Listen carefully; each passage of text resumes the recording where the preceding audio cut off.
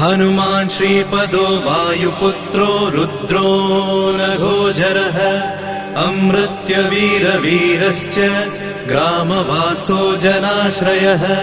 धनदो निर्गुणः शूरो वीरो निधिपतिर्मुनिः पिङ्गाक्षो वरदो वाग्मी सीता शोकविनाशकः शिवः शर्वः परो व्यक्तो व्यक्तो धराधरः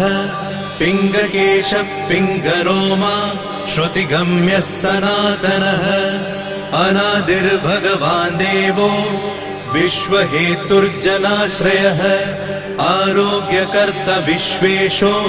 विश्वनाथो हरीश्वरः भर्गो रामो रामभक्तः कल्याणप्रकृतिस्थिरः विश्वम्भरो विश्वमूर्तिर्